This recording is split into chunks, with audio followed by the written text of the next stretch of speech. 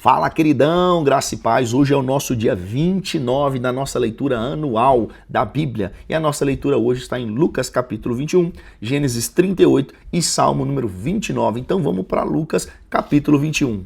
No capítulo 21 de Lucas, nós vamos ver aqui um discurso profético de Jesus sobre os finais dos tempos, sobre a destruição do templo em Jerusalém e sobre a necessidade da gente viver ou deles viverem em constante vigilância. Só que antes disso, no versículo 1 até o versículo 4, nós vamos ver uma história muito conhecida, que é a oferta da viúva pobre, né? Jesus ele vai observar então os ricos colocando as suas ofertas naquilo que nós chamamos de gasofilácio, que é aquele local para colocar as ofertas dentro do templo. E Jesus observa que uma viúva que era pobre, ela deposita ali dentro 2 moedas. E Jesus vai declarar que ela ofertou mais que todos, porque ela deu tudo que ela tinha.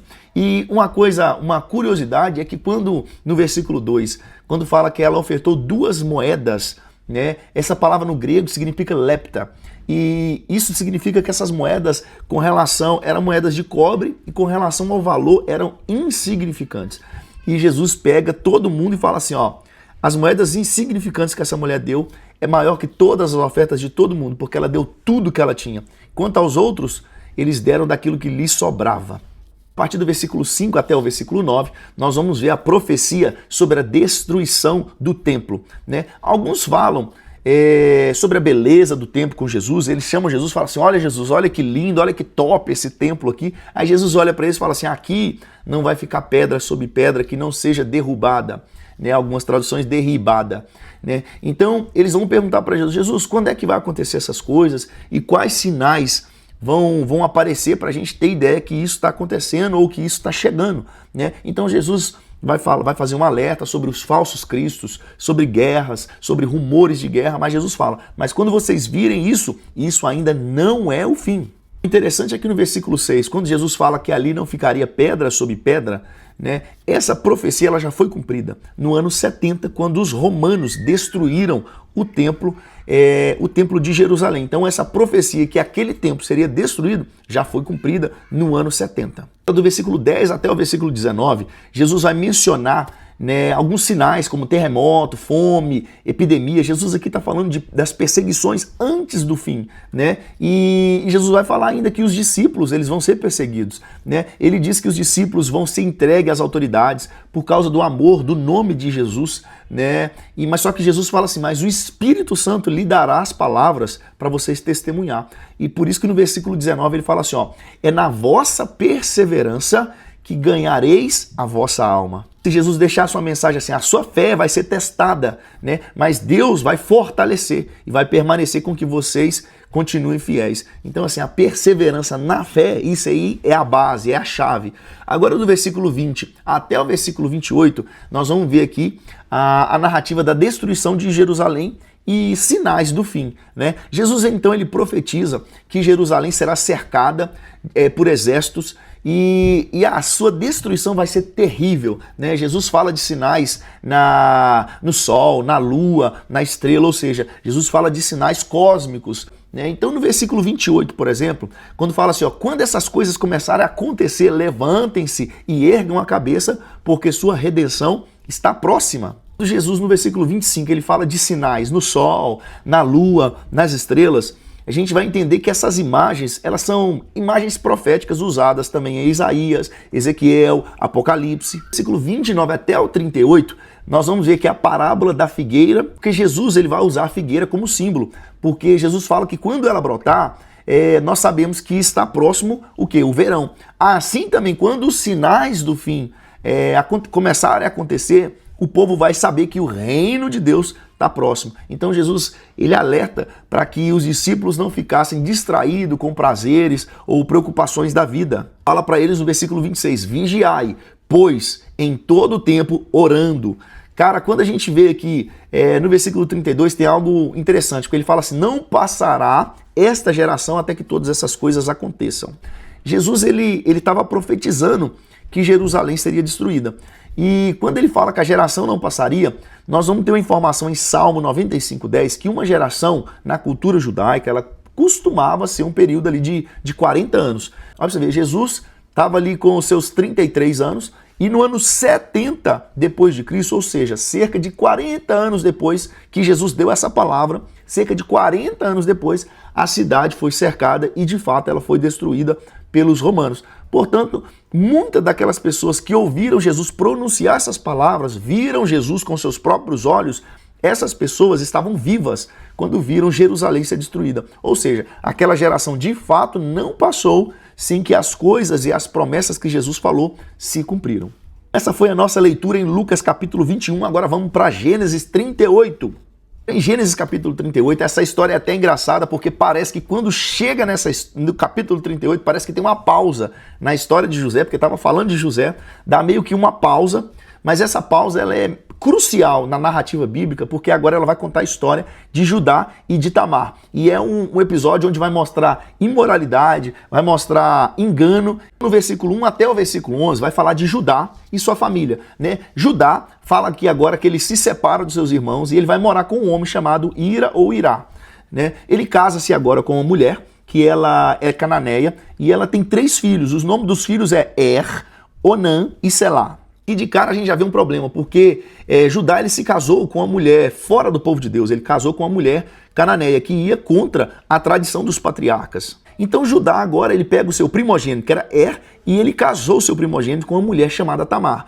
Porém a Bíblia vai dizer que ele era mau aos olhos do Senhor e o Senhor o matou. Agora nós vamos ver aqui a lei do levirato. Nós falamos da lei do levirato na leitura de ontem. O que era a lei do levirato? Só relembrar aqui. Essa lei ela exigia que o irmão mais novo ele casasse com a viúva do seu falecido irmão para gerar descendência para o irmão. Então, se o irmão morreu, não deixou filho, ele não deixou uma descendência, o irmão mais novo tinha que assumir a mulher do seu irmão e os filhos que nascessem seria como se fosse do irmão falecido, para desse sequência a descendência do seu irmão. Nós falamos aqui que ele era mau aos olhos do Senhor e Deus o matou. Então o que Judá fez? Judá pegou o seu segundo filho, que era Onã, e para ele cumprir essa lei do levirato, e esse camarada Onã, então ele casa agora com Tamar, para que ele desse descendência para o seu irmão que tinha morrido e não tinha deixado filho. Porém, a Bíblia vai falar que durante o momento que eles tinham uma relação de intimidade, Onã, ele ejaculava fora, ele ejaculava no solo. Se você pegar uma Bíblia na linguagem de hoje, vai falar isso, ele ejaculava no solo. Então, isso era ruim aos olhos do Senhor, porque ele não deveria fazer isso, porque ele deveria fazer com que ela engravidasse para que a descendência do seu irmão fosse lembrada. Mas toda vez que ele tinha relação íntima com ela, ele ejaculava no chão, a Bíblia vai dizer. Então Deus olhou isso, não agradou e também matou Onã.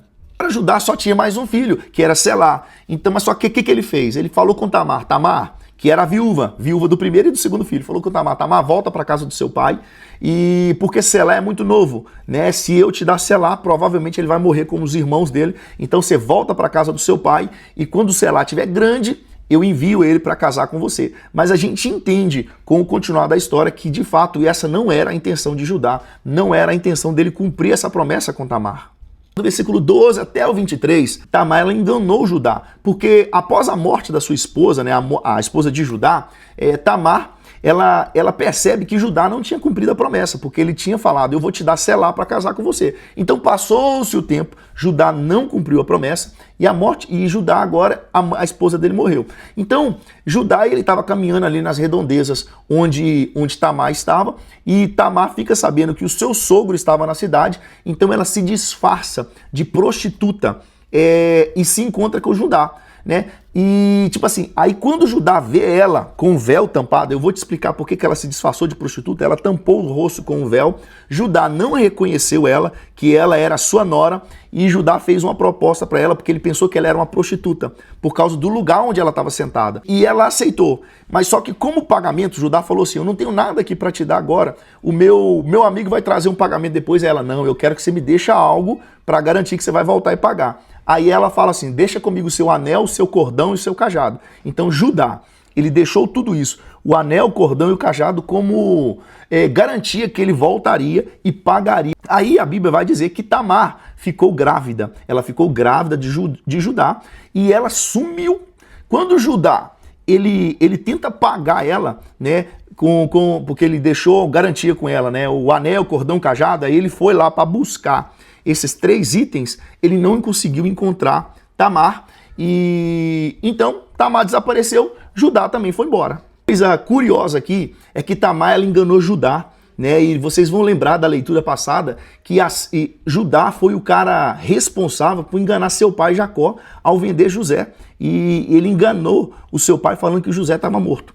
E com relação aos objetos, né, o anel, cordão, cajado, esses itens, eles eram itens de identificação. É como hoje seria uma assinatura ou um documento oficial. Agora do versículo 24 até o versículo 30, nós vamos ver que passou um tempo, alguns meses, e chegou a notícia para Judá. Judá, a sua nora, Tamar, está grávida. Aí Judá fala o seguinte: traz ela diante de nós aqui, porque eu vou queimar ela viva, porque ela deveria estar esperando o meu filho Selá. Mas é conversa de Judá, porque ele não tinha dado o filho para ela, assim como ele falou que daria. Então Tamar, ela chega diante de todo mundo, é como se ela tivesse pedido a palavra, fala assim: beleza, vocês podem me queimar, mas deixa eu só dar uma palavra aqui de quem é o pai dessa criança que eu estou esperando. Aí ela fala assim: o pai dessa criança é o dono desse anel, desse cordão e desse cajado. Vai dizer que Judá olhou e reconheceu seus objetos e passou um filme na mente dele. Ele lembrou que ela era a tal da prostituta que ele tinha visto ela. E aí ele vai e fala o seguinte, assim, no versículo 26. Ela é mais justa do que eu. Ele está fazendo menção porque ela guardou a viuvez dela, aguardando o filho Selá. Depois desse episódio aqui, que ela revela quem era o pai, ela teve filhos gêmeos, que era Pérez e Zerá. Vê também que um dos filhos de Tamar, Pérez, ele se torna um descendente, né, um ancestral direto de Jesus Cristo. E a gente vai ver isso em Mateus, capítulo 1, versículo 3. Qual motivo Judá pensou que Tamar era uma prostituta? E nós acreditamos, né, que o objetivo dela era fazer justiça, uma vez que Judá não tinha cumprido a promessa de dar Selá como marido para ela. Quando ela cobre o seu rosto com o véu, era meio que para ocultar a sua identidade mesmo. E em Canaã, naquela região, era muito comum que os templos pagãos tivessem mulheres que praticavam a prostituição porque elas acreditavam que isso traria fertilidade para a terra, e elas tapavam o seu rosto. O problema é que as viúvas também frequentemente usavam o véu como sinal de luto. Só que a condição de Tamar, quando ela vê Judá, e ela está no caminho dele, e ela cobre o rosto, isso meio que mudou a intenção do véu. Mudou como Judá olhando e falou assim: é uma prostituta porque ela tapou o rosto. Porque se ela tivesse já com o rosto tapado, talvez ele pensasse: é uma viúva. Mas só que ela fez isso de caso pensado. Então o véu poderia ter sido uma prática comum para as viúvas, mas no contexto dessa história, Tamar usou isso de estratégia para enganar Judá. Nós vamos para Salmo número 29. Salmo número 29 é um salmo escrito por Davi e é um hino de louvor à majestade do Senhor. No verso 1 e no verso 2, nós vamos ver aqui um convite à adoração ao Senhor. O salmista ele convida os filhos dos poderosos a dar glória ao Senhor. Ele chama todos a adorarem a Deus com santidade. Então, no verso 3 até o verso 9, nós vamos ver aqui o poder da voz do Senhor sobre quem? Sobre a criação. Porque o salmista vai falar que a voz do Senhor ressoa sobre as águas, mostrando o seu domínio sobre a natureza. Ele vai falar também que a voz do Senhor, ela faz tremer os cedros do Líbano, que eram os maiores e os mais fortes da região, né? E ele também vai falar que a voz do Senhor faz a terra tremer, faz os desertos estremecerem e até dá luz a corças. A missa está mostrando que Deus ele tem poder sobre a criação, ele tem poder sobre a tempestade, sobre o mar. E vamos ver no verso 10 e verso 11, que termina com o salmista falando que o Senhor reina e ele dá força ao seu povo, né? O Senhor ele reina sobre o dilúvio, isso é o que o salmista fala, né? E fala assim: ele está entronizado como Rei eterno, e ele dá força e paz ao seu povo. Entendemos no verso 10, quando ele fala que o Senhor se assentou sobre o dilúvio, isso pode refletir que ele se referir ao dilúvio de Noé, né? Está lá em Gênesis capítulo 6, versículo 9, ou pode simbolizar mesmo o poder de Deus sobre o caos, né? E quando ele vai falar que Deus ele reina para sempre, no verso 10, ele está falando que Deus não apenas controla a criação, mas que ele governa eternamente até mesmo sobre o caos. Verso 29, nós estamos entendendo que Deus é aquele que tem todo o poder. né? E ele reina soberano, independente da circunstância. Essa foi a nossa leitura hoje do dia 29. Só vem, queridão, amanhã é o dia 30, tamo junto.